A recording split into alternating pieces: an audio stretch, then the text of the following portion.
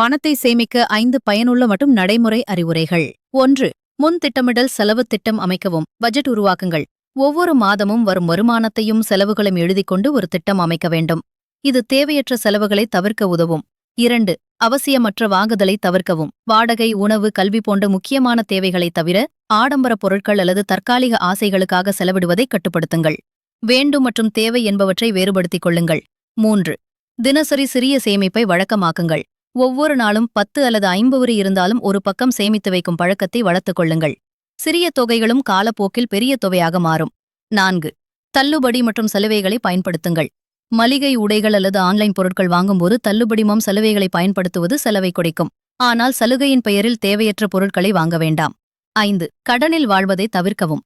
கடன்கள், குறிப்பாக credit card போன்றவை அதிக வட்டி செலவுகளால் சேமிப்பை பாதிக்கின்றன. அவசியமின்றி கடன் எடுக்காமல் உள்ள வருவாய்க்குள் வாழ பழகுங்கள்.